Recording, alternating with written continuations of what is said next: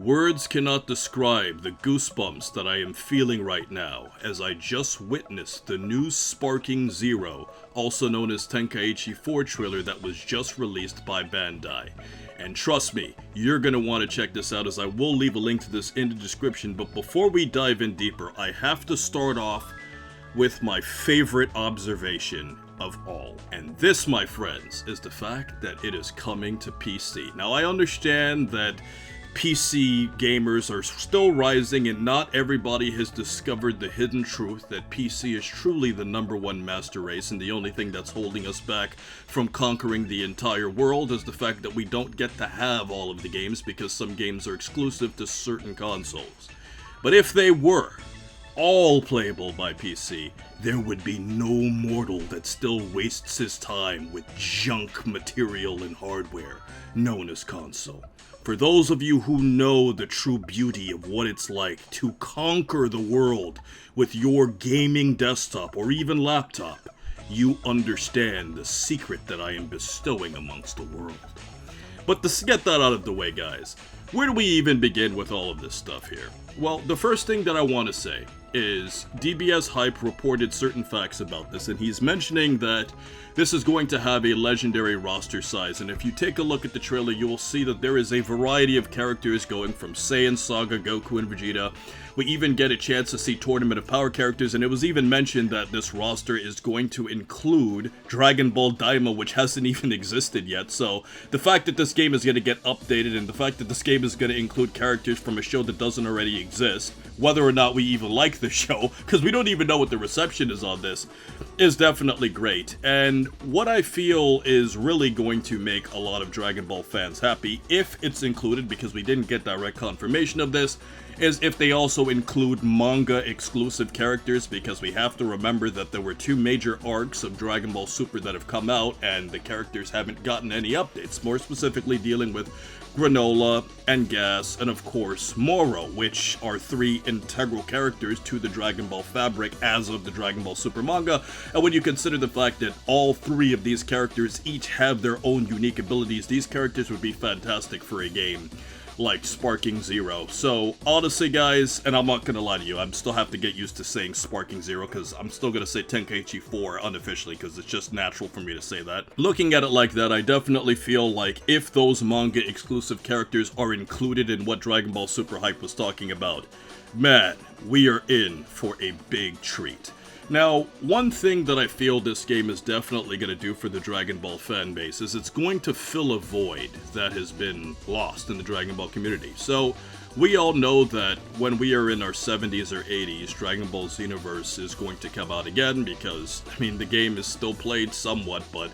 we still haven't had an update, and as a result of that, I feel like there is a serious starvation in the Dragon Ball community to get back to 3D gaming, you know, and it's the same thing that I mentioned before about Dragon Ball Super. When there was a huge drought for Dragon Ball, fans obviously wanted to go back to that whole 3D fighter, and Xenoverse was that for a while, and Fighterz really filled in a void, and it was so in-depth to the point where Fighterz really was a true fighting game, and I thought it was definitely excellent, even though I felt there were a lot of microtransactions that a lot of fans wouldn't be happy about, but that's just the way modern gaming is. We can't blame Fighterz for this. This is how all video games are. If you complain about that, I mean, you're just outdated. All games pretty much today have microtransactions to some degree, and the glory days of actually having a complete game when you actually buy it are over, but we also have to admit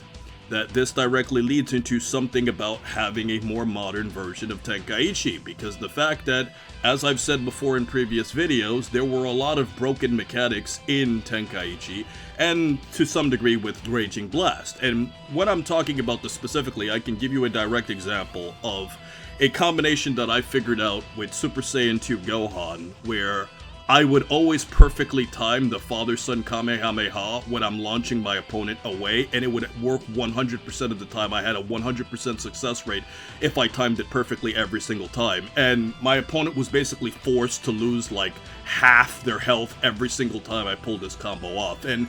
I feel like when you have tactics like that, and when I also feel like when you have mechanics that can be exploited,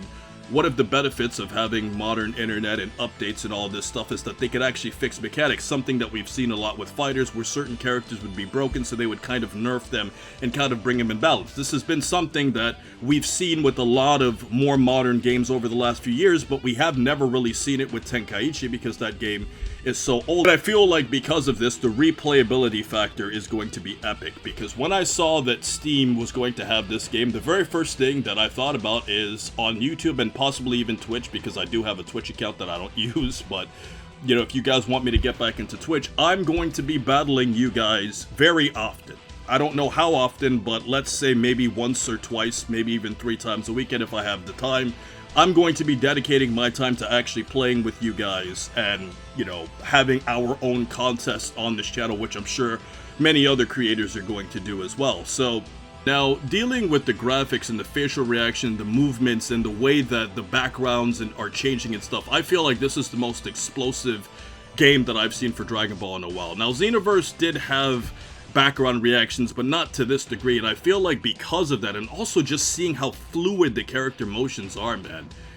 I feel like this is just gonna give Dragon Ball fans too much to celebrate about, you know, like, it just feels so anime-like in its movements, you know, like, a lot of the older Dragon Ball games, you know, they were trying to replicate the anime, but this really feels like you're actually playing the anime itself. And I feel like the graphics are fantastic, which is one of the reasons why, if you can fully max this game out with a PC, I feel like this is just going to be a significantly greater gaming experience overall, and you can choose whatever controller that you want instead of being stuck. But that's besides the point, and maybe, I haven't played console in so long, maybe, I don't know, consoles could use other controllers. I don't know, because I don't care, because I'm too busy dealing with my PC Master Race. But besides the point, we also have the fact that we have an English audio sample. If you go back and you look at the trailer, you can see that Goku and Vegeta are speaking English, which is a great sign because it shows that Funimation is already working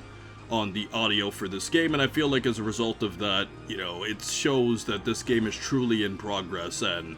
fans are going to get a lot out of this. And also, if they include the Japanese audio, which I'm 100% sure they will, where you can like switch back and forth, I feel like we could have an interesting gaming experience. It's just curious to see how well the mouth reactions are going to sync up to the audio, because we didn't get a good enough sample size of that,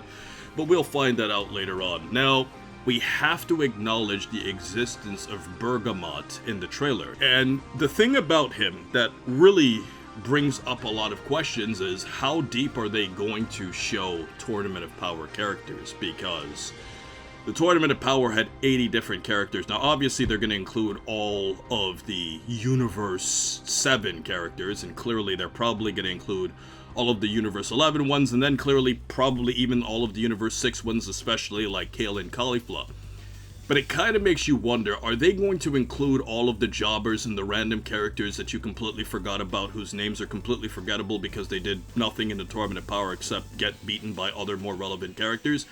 That's going to be an interesting question, because Bergamot was a more relevant character because he was effectively the strongest of his own universe, but what I wonder is how deep will the jobbers go? Because a lot of these characters were beaten up so quickly,